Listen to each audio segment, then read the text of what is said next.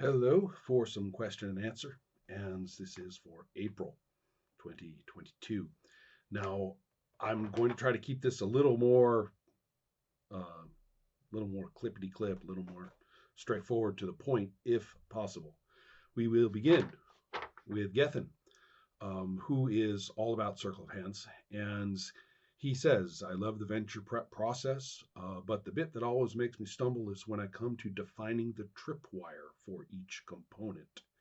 And he's very specific about what he means, that the concept of what it would be like, or how it relates to um, the events of play, are pretty clear to him. Those are things that a lot of people kind of stumble over a little, but he doesn't. He's saying, uh, why this event rather than that one? Why this trigger rather than any other trigger? And need there even be any kind of internal logic to tripwires? Should the effect be related or connected at all to the event that triggers them or the component they're associated with? Okay, I think that kind of blew up a little bit at the end there. So let's start at the first part, which is to say, since it's wide open, that's, I think, kind of paralyzing. You look at this venture and it says, okay, and now, a humongous disaster. And you're kind of like, well, what do you mean? I mean, do you mean that everybody just suddenly gets scrapey and dies? Do you mean that, inexplicably, all the water dries up? Do you mean, how do I pick this thing over that thing? Well, the first thing is that, fortunately, and maybe this will help with the later part, it's not an infinite set. Let's get out of the paralysis. The fact that it's not as deterministic as the other components, which incidentally aren't as deterministic as they look, but the fact that this isn't at all, you don't roll on something on a table of, tripwire components within the component or something like that. You say, uh, I want this.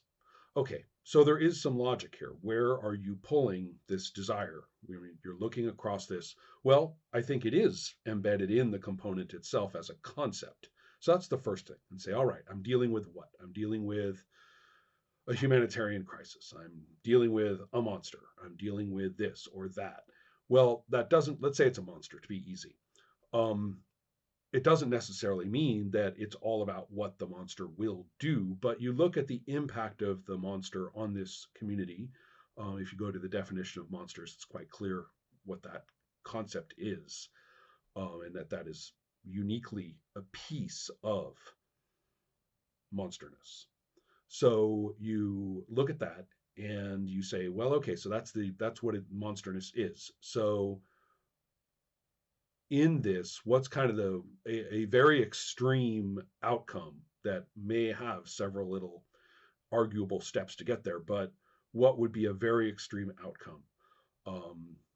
Is that does do is somebody panic and try to light the forest on fire to root the monster out? Does the monster kill 80 people or more?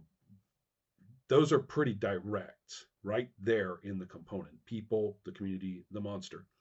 You can move it out a little bit if you want to, but it does have to be disastrous. That's why I'm saying it's not about, okay, whether little Bobby gets away. The trigger is, the tripwire is triggered, so little Bobby won't get away. That's we're talking about something much more notable. That would be sort of the title of the story of this place would be, the the the destruction, the conflagration at such and such a spot, how this place burned to the ground. But it's easy enough if you just go with destruction. It's easy enough if you go, again, going by components. If you're looking at humanitarian crisis, you might say, all right, some targeted group is, it's just going to go absolutely as wretchedly bad. I mean, it's going to be awful.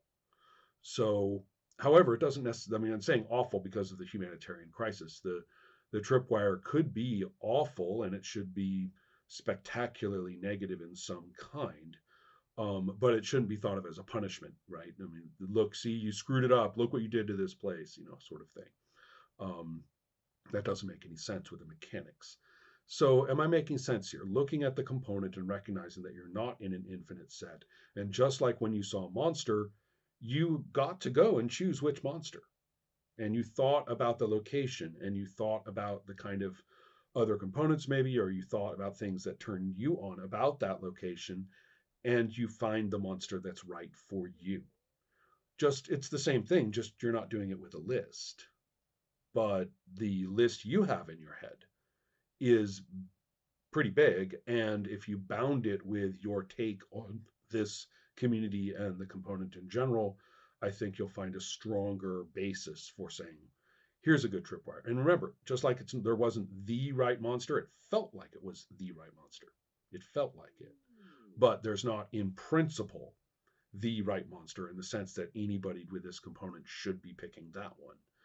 Just like here, you're not under pressure to pick the tripwire that anybody should sensibly be picking for this. You're not, that pressure is not there. So you're neither paralyzed by an infinite set, nor are you under pressure to guess what the universe is thinking, that, you know, the right one that you're supposed to pick. And I think it might be easier. I'm hoping that's enough. It might not be, but I hope so. I'll go quickly, he said quickly, to this business about, yeah, should the effect be related or connected at all to the event that triggers them? Yes, but not through effort, not in the sense that you need to have a paragraph and, you know, as the song says, you know, circles and arrows, paragraph on the back of each one explaining how it is to be used against us. You don't need a legal brief to say, nobody's going to come up to you and say, well, how could that tripwire have happened? You know, how, and you say, oh, well, you see, here's my little thing. You see the circles and arrows, and you see here, read the little paragraph. I got it. I don't think that's necessary, so I'm not quite sure what problem is being solved or posed, what problem is being posed by the question. Should they be related or connected at all? Well, yes, especially because you say at all. Should they be legally justified in an airtight case and explained, you know, as play? Oh, well, he did this, and then that happens, and this happens, and then, you know, this Rube Goldberg thing happens, and this tripwire goes off. No, you don't need that. Again, I'm hoping this helps. Not sure that I've nailed it down into a Gethin, do this, and do this kind of thing that would feel the most satisfying. But it's in your hands, and it's not in your hands in a paralyzing or high pressure way. I hope that works.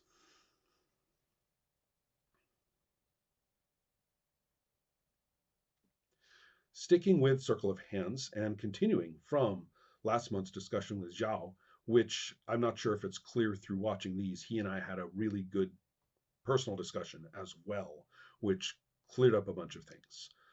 So this is quoting from the previous questions, and it may be a little kind of out of place because it preceded that discussion. But I want it in here because it's actually a really interesting issue. Again, if I can keep it short. Number one, you compared in the past intuitive continuity in relation with bangs. Okay. And Zhao then says something that I think I really want to kind of, you know, look up. You know, I'm not going to say like roadkill. You know, you pick it up and you look it up. It's not as bad as roadkill. It is an interesting animal, and I'd like to kind of get down, put my hands on my knees, and do this and check out the animal. He says, I've interpreted this as the difference of letting the story be emergent, especially the outcomes, versus improvisational story before, basically. Okay.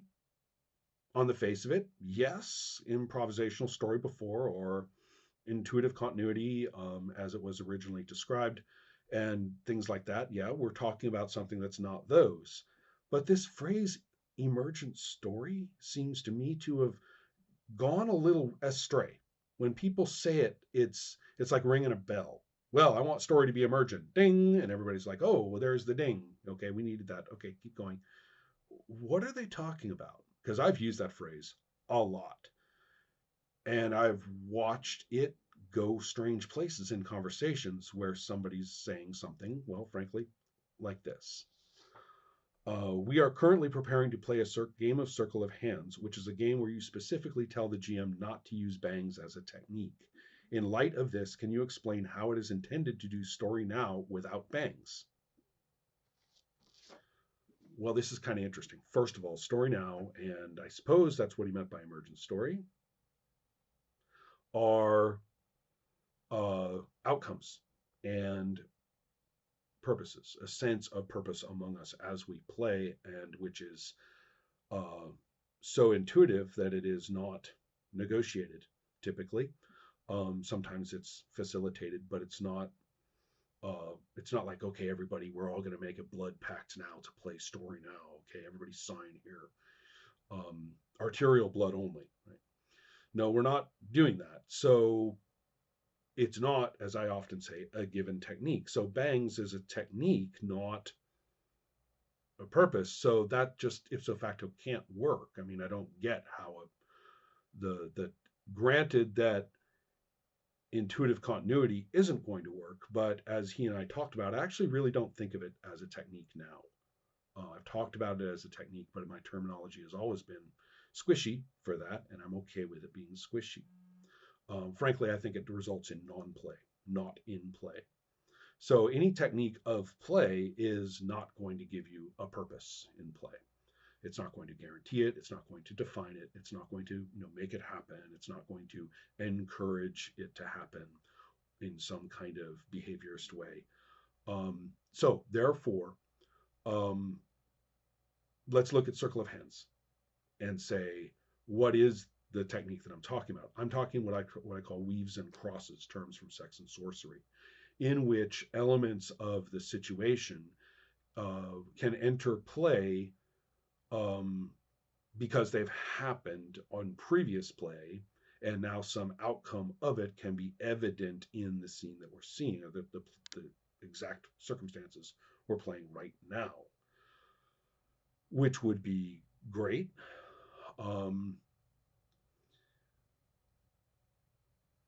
sounds so easy, but if you bottle yourself into a scene with this person, that person, like it's all like a BBC 1980s series, and it's in this room, and it's in these people, and it's with these props, and the camera is fixed because that's all we've got. The idea being that if somebody got his stuff stolen a couple of a little while ago in play, and your character is doing a thing with some other person right now, instead of having like the thief suddenly like jump in, and or the aggrieved person who was stolen from jump in front of you and like get in your face and like have it all be about their problem, or the thief runs through and like hands you the bag of money and runs off or something like that. No, we're not talking about interfering with what is happening right here. A cross is when somebody from that previous set of play, or somebody who was affected by that previous set of play, does something here which harks back to it. The background event is a perfectly good example. Across your field of vision, their character's field of vision behind this guy you're talking to, this guy's like running around doing something that we as players know is the outcome of what had previously happened. You don't have to interact with that person at all. It's just back there. Or it could be a piece of conversation. The person you're talking to, refers to that casually and then gets back to the point. All of these things are crosses. In a game like Circle of Hands, which is somewhat more situationally contextual for the characters, culturally particularly, than Sorcerer, you often get, here I go with the word again, emergent bangs. And I don't know why people always think bangs are things that you absolutely prepare beforehand. I kind of dislike that idea, actually. But not in principle, but to focus on that as banginess, that I dislike. The idea of a bang is that things are in a state in which action must be taken. You've got to do something. There's nothing that you can merely spectate at right here. It's going to impact you or anything you care about. and maybe even by accident, and you need to do something. Um, that can emerge due to crosses, but the most important thing about crosses is that they are not predicated to do that. If there's lots of crosses, one or more may have that property. And even if they don't, then they don't. I mean, at the very least, what you get is a richer set of connections and reincorporation of all the events of play in the sense of location being generated. I mean, before it was a place on a map, and you might have had all sorts of things about it. It might have had a setting book this thick about that place, but that's all bullshit. What we're seeing is what actually is made of it and how we experience it in play, so that when we see that name in a book later, no, we've got it. We are on that in a way that we never otherwise would have been. At the very least, crosses do that. So how's that that's a good thing.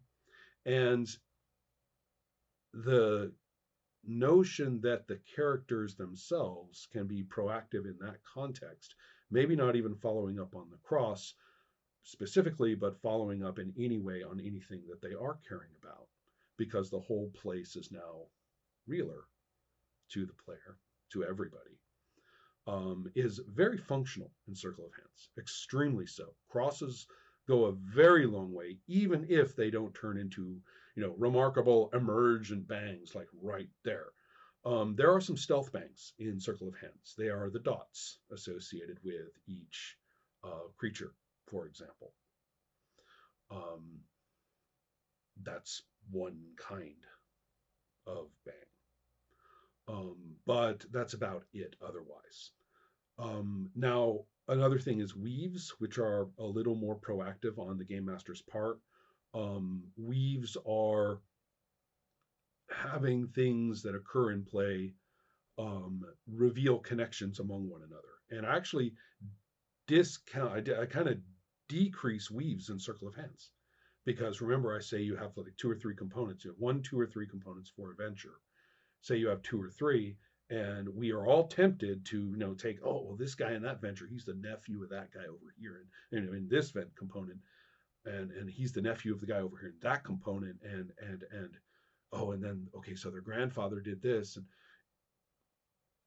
that's really not a good idea for Circle of Hands. It's really good to have the venture components actually be, if not siloed from each other, because they are in fact in the same place, and they certainly can cross the hell out of each other during play, but not to weave their backstories and their immediate impacts upon one another in some effort-based way.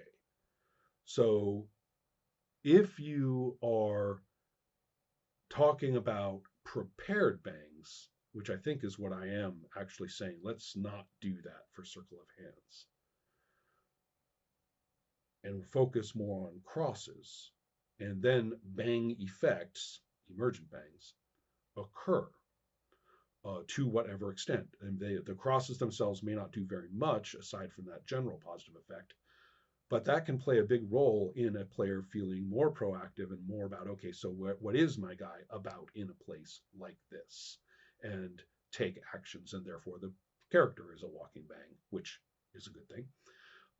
Or there can be elements of the situation that in a cross get responded to or become so, through their own intrinsic logic, so explosive upon meeting one another that they become a bang.